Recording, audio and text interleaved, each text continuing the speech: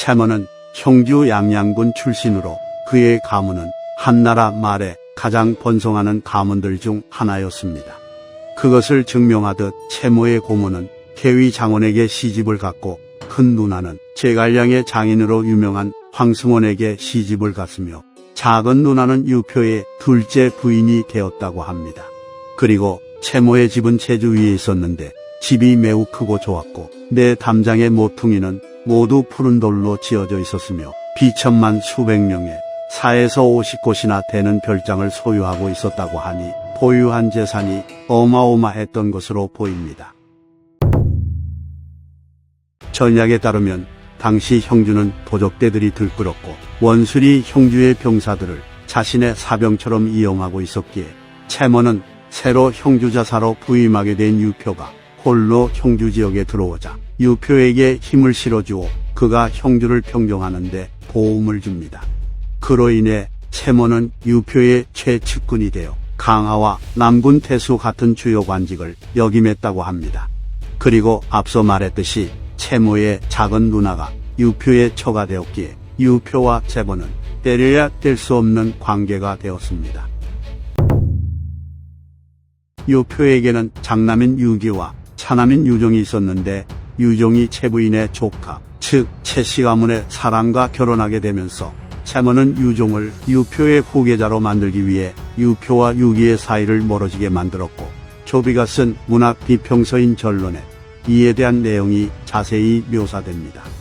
전론에 따르면 유표는 처음에 장남인 유기를 제 몸처럼 아끼고 사랑했는데 유종이 채씨 가문의 사람을 부인으로 맞이하게 되면서 유종을 아끼고 유기를 미워하게 되었다고 합니다.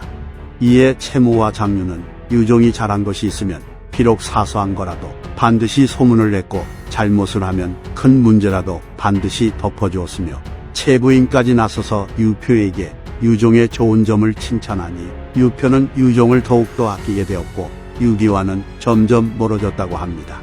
이처럼 유기는 아버지인 유표에게 찍힌 데다 채모와 장윤이 당파를 만들어 자신을 견제하자 외부로 나갈 마음을 먹었고 마침 강하 태수인 황조가 손곤과의 전투에서 전사했기 때문에 유기는 강하 태수로 갔는데 이는 제갈량의 조언을 따른 것이었다고 합니다.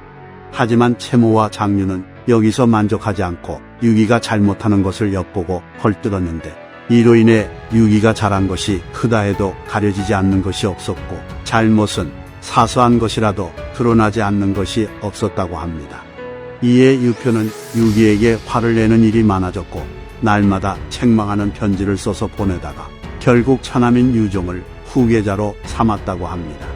전약에 따르면 이후 유표가 병들자 유기가 양양으로 돌아와 유표의 병세를 살피려 하였는데 채모와 장류는 유기의 성품이 인자하고 조성스러웠기에 지금 유표와 유기가 만나게 되면 부자가 감복하여 유표가 다시 유기를 후계자로 삼을 것을 걱정하였기에 대문을 열어주지 않았다고 합니다.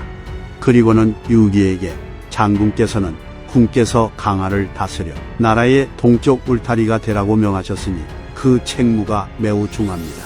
그런데 지금 병사들을 내버려 두고 왔으니 필시 견책과 꾸지람을 받을 것이고 그러면 부친의 기쁜 마음을 해쳐 평안을 더 악화시킬 것이니 이것은 효심이 아닙니다. 라고 말했고 이에 유기는 할 수 없이 눈물을 흘리며 떠날 수밖에 없었다고 합니다. 유표가 죽고 그의 뒤를 이은 유종은 조조가 대군을 이끌고 남하해오자 그대로 항복해버리는데 괴월과 한승 등의 인물들이 유종을 설득했다고 하지만 채모의 입김도 강하게 작용했을 것으로 추정됩니다. 왜냐하면 채모는 젊어서 조조와 친하게 지냈다고 하며 실제로 조조는 형주로 들어온 뒤 채모의 집을 찾아가 곧장 채모의 침실로 들어가서 그의 처자식을 불러 만나보고는 채모에게 예전에 내가 그대와 함께 양명성을 보러 갔는데 그가 우리를 만나주지 않던 때를 기억하는가? 지금 그가 이곳에 있다 들었는데 무슨 면목으로 자네를 볼 수 있겠는가? 라고 말하며 추억을 회상했다 합니다. 그리고 조조는 채모에게 종사중랑, 사마, 장수교위 등의 관직을 주며 우대해 주었고 친구로서 대우해 줬는데 당시 사람들은 채모가 유종을 돕고 유기를 모함했던 까닭에 그를 천시했다고 합니다. 세어에 따르면 유표가 유비에게 연애를 베푼 틈을 타 채무와 개월은 유비를 암살하려 하였는데 유비는 이를 눈치채고 정로라는 말을 타고 달아났다고 합니다.